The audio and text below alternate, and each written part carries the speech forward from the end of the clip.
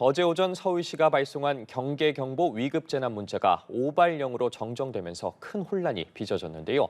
이를 두고 민방위 체계를 다시 한번 바로잡아야 한다는 지적이 나오고 있습니다. 자세한 소식 문현철 국가위기관리학회 부회장과 함께 짚어보도록 하겠습니다. 어서 오십시오. 네, 안녕하십니까. 어제 오전 6시 41분에 서울 지역에 대피할 준비를 하라는 경계경보 문자가 전달이 됐습니다. 그리고 나서 22분 만에 행안부가 오발령이라는 정정 문자를 발송을 했는데 교수님 문자 받으셨습니까? 저는 직접 받지는 못했습니다만 네네. 일단 서울시의 조치는 바람직하다고 저는 평가를 하고요.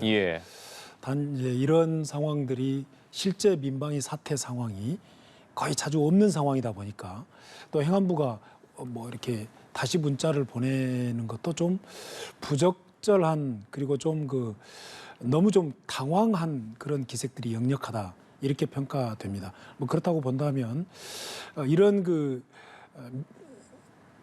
미사일이나 또는 어떤 그런 적기 출현 관련된 상황에서 주민을 보호하는 시스템이 민방위 시스템이라면 이 민방위 시스템이 자주 발생하지 않기 때문에 뭔가 이렇게 좀 시스템을 작동시키는데 긴박한 상황 속에서 이런 엇박자들이 좀 낫지 않냐 이렇게 평가하고 싶습니다. 저는 실시간으로 문자를 받았는데 상당히 좀 혼란스러웠던 게 문자 내용을 보면 또 왜 이 문자가 왔는지 또 어디로 가라는지 이런 내용이 없었거든요. 그렇다 보니까 저뿐만 아니라 이 시민들의 혼란이 더욱 컸을 텐데 실제로 이 대피가 필요한 상황이었다면 이런 문자라면 좀 더 혼란을 키웠을 것 같거든요. 네, 앵커님 제가 하신 대로 매우 지금 아쉬운 부분이 바로 그 부분입니다. 조금 더 정밀했다면 어디로 대피하라 할지, 예컨대 일단 지하시설로 대피하라 할지, 뭐 그런 간략한 그러면서도 쉬운 그런 내용들이 전파되었어야 될 텐데 민방위 시스템이 실제 상황이 자주 발생하지 않는 상황이다 보니까 이 문자 발송 시스템까지 디테일화가 덜 되어 있다. 뭐 그렇게 저는 이렇게 평가가 참 되고요.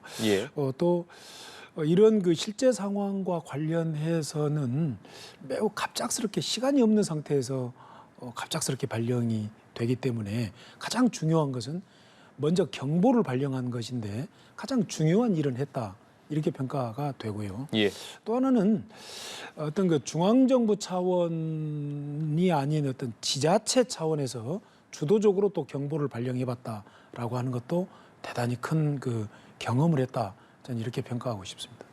만약에 좀 제대로 된 문자였다면, 좀 더 보완이 된 문자였다면 어떤 내용들이 좀 담겼으면 더 좋았을까요? 네, 말씀드린 것처럼 일단 어디로 대피하라. 대피 위치. 그리고 대피할 때 신속성이 매우 중요합니다.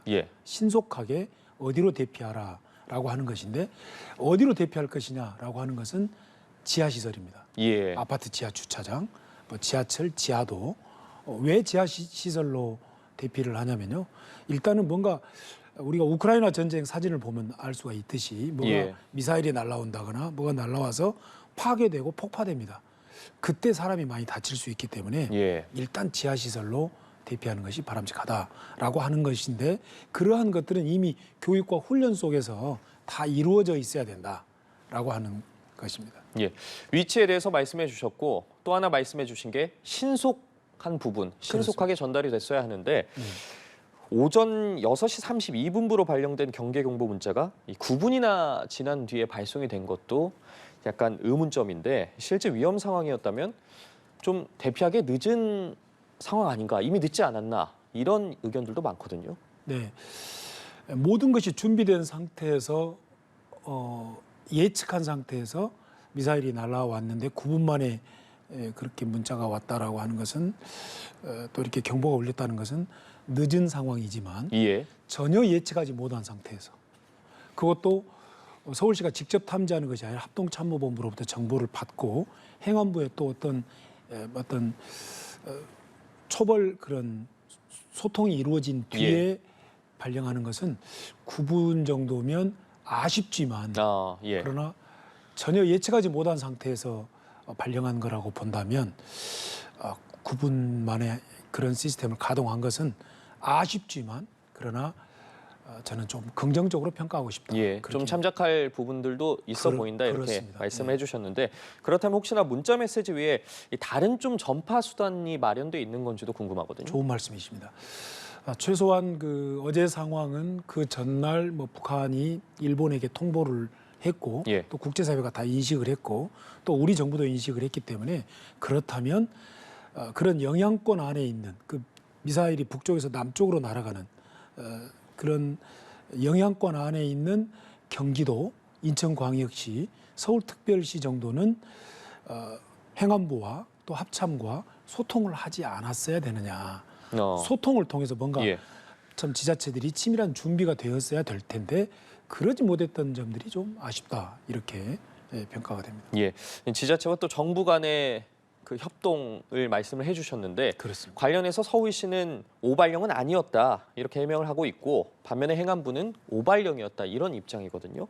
행안부와 서울시가 좀 엇박자를 내는 건 민방위 체계에도 문제가 있다는 반증이 아닐까 싶기도 하거든요. 네, 민방위 체계에 대한 반증도 있지만 예. 아까 우리 그 어떤 그 참 취재에서 시민 인터뷰에서 나온 예. 분이 정확히 말씀하신 거예요. 사실 행안부가 또 이게 오발령이었다라고 하는 문자를 사실은 보낼 필요가 없는 거예요. 거기는 차라리 그렇게 하려면 예. 지금 상황에 대한 조금 설명과 이럴 때는 어떻게 대피해야 된다. 차라리 그걸 보냈으면 맞는 거지. 이게 또 오발령이었다라고 하는 것은 바람직하지 않다. 왜냐하면 북한에서 미사일이 서해 공해상을 통해서 날아오지 않았다면 그 말이 맞지만 예. 실제로 날아갔고 또 그게 예상된 탄착 지점으로 가지 않고 기계적 오작동으로 인해서 서해의 그 바다 상공에서 통제 불능한 비행을 하다가 매우 위험스럽게 예. 바다에 추락을 했거든요. 그렇기 때문에 그것은 조금 행안부도 경험해보지 못한 일이어서 조금 그런 실수적인 문자를 발송한 것이 아니냐. 예. 저는 그렇게 평가됩니다. 좀 더 시민들에게 친절하게 설명을 해줬으면 좋았을 거라는 차라리 그 생각이 문자 들더라고요. 내용이 상황을 설명하고 이런 경우에는 지하로 가까운 지하로 지하 주차장이나 이런 곳으로 빨리 대피하는 것이 맞다. 그리고 예. 실제로 지금 미사일이 일로 추정되는 물체가 서해상공을 지나갔다. 예. 이렇게 하는 것이 더 옳았다. 이렇게 평가됩니다. 알겠습니다. 어제 또 대피 문자가 발송된 이후 행안부의 재난안전 포털이 또 먹통이 됐더라고요. 네네.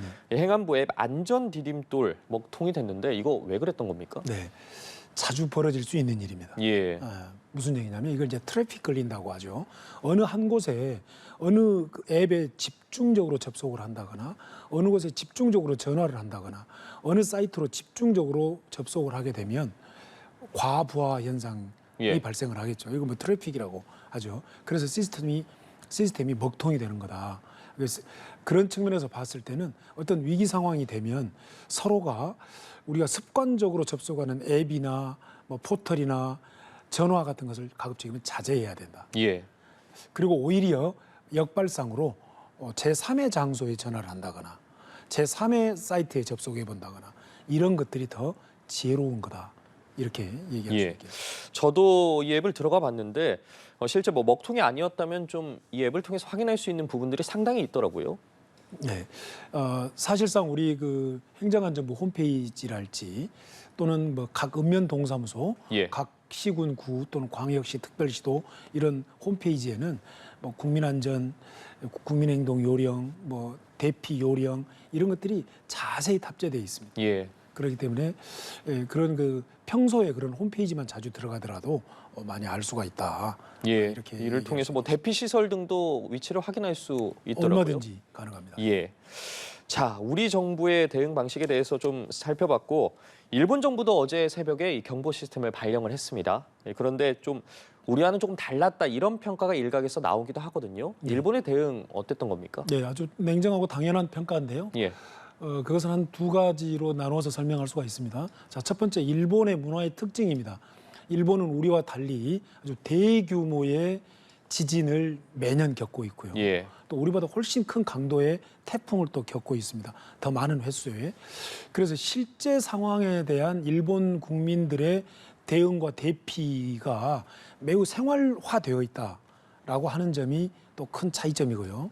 두 번째는 또 그 어떤 북한의 미사일 발사가 동해상 또는 일본 영공을 통과해서 넘어가 버리는 그런 상황들이 많이 발생하다 보니까 예. 또 일본 정부는 우리로 보면 그런 민방위 시스템들이 어떤 실제 상황처럼 자주 가동이 되어봤다. 이런 측면에서 일본 국민들의 문화적인 특징, 그 일본의 그런 시스템 작동성 이런 것들이 결합되어서 우리보다 훨씬 더 잘 작동이 되었다라고 하는 점이고 하나 더 추가한다면 북한이 일본에 통보를 했지 않습니까? 어느 지점에 탄착할 거다라고 예. 하는 거. 물론 언제 발사한다는 얘기는 하지 않았죠. 뭐 그런 측면에서 일본이 시스템이 훨씬 더 빨리 작동이 되지 않았느냐 이렇게 또 저는 평가하고 싶습니다. 예. 좀 어쨌든 환경적인 요인도 지리적인 특성상 일본의 특성도 영향을 미쳤던 것 같은데 예. 긍정적인 부분은 배워야 할 필요도 분명히 있어 보입니다. 중요한 말씀인데요. 예. 결론은 그 점을 보면서 우리가 잘했다고만 지나가서는 안 되고 예. 그 점을 우리가 배워야 한다라고 하는 점이죠. 알겠습니다. 자, 어제처럼 만약에 이 대피 장소를 알 수 없는 경우에 대피 경보가 발령이 됐다면 어떻게 좀 대처해야 할지 궁금하시는 분들도 많거든요. 네. 이 부분도 좀 설명을 해주시죠. 네, 아주 쉬워야 됩니다. 예. 뭐가 복잡한 내용들이 가면 그 이렇게 실제 상황에서는 몸이 바로 움직이지 않게 되는데요.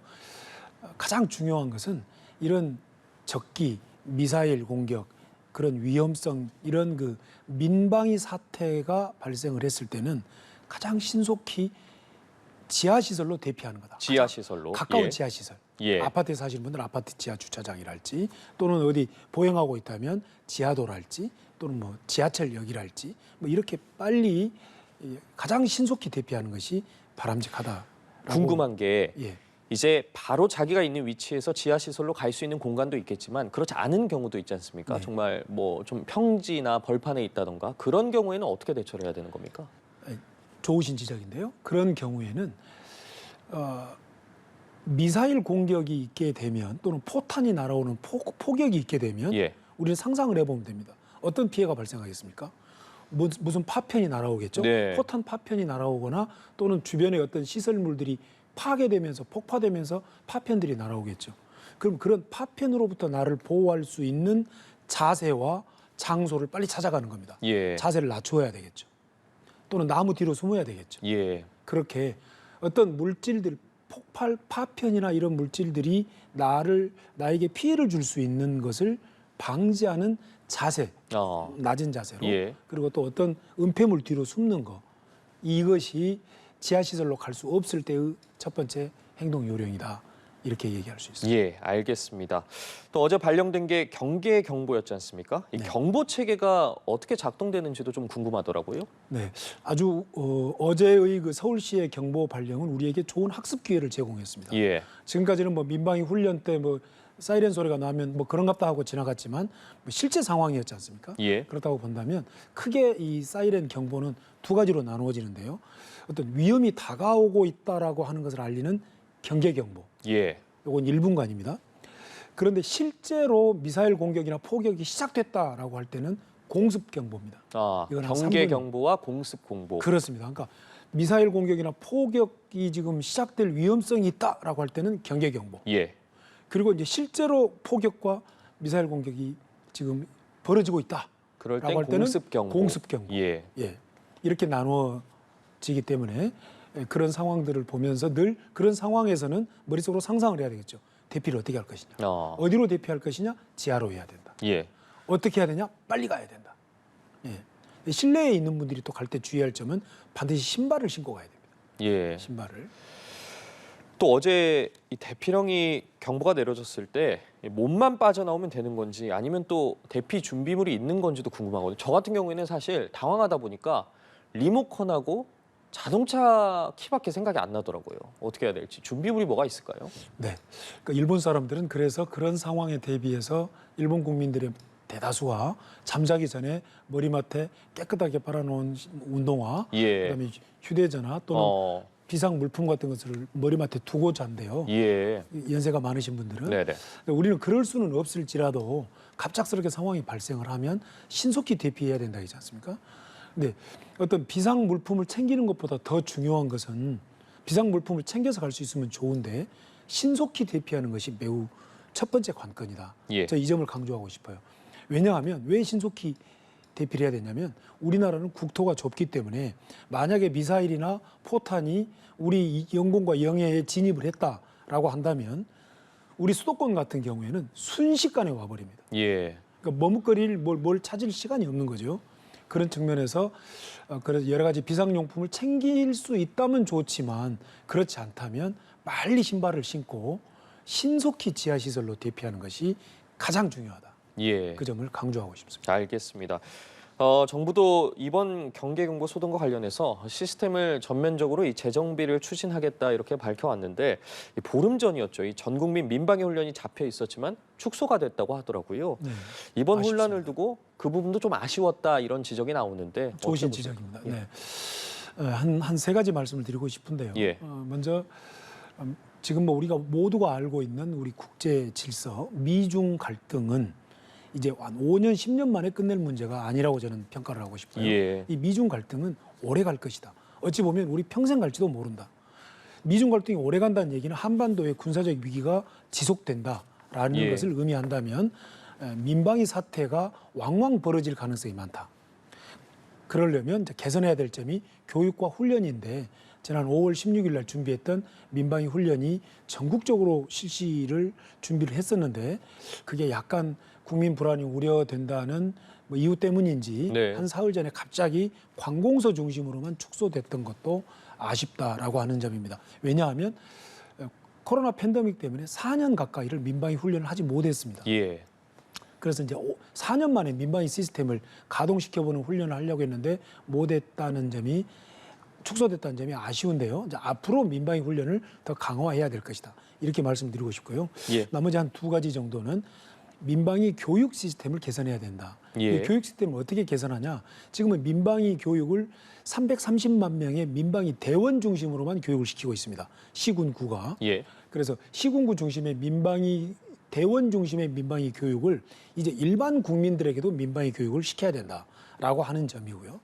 두 번째, 이 훈련도 지금까지는 민방위 훈련을 냉정하게 얘기하면 공무원 중심의 훈련이었습니다. 예. 그러나 이렇게 가서는 안 된다. 이제는 그 말씀드렸던 330만 명의 20세 이상 40세 이하의 민방위 대원들이 편성이 돼 있는데 이 민방위 대원들 중심의 그런 훈련이 실행이 돼야 된다. 그리고 이 민방위 대원들이 지역사회에서 중심이 되어서 지역 주민들을 안전한 곳으로 대피하고 또 이렇게 이런 위험을 극복할 수 있는 그런 대원 중심, 국민 중심 민방위 훈련으로 개편돼야 될 것이다. 그래야 민방위 사태가 예. 발생했을 때 지역 주민들의 생명과 재산을 보호하는 확률이 높아진다.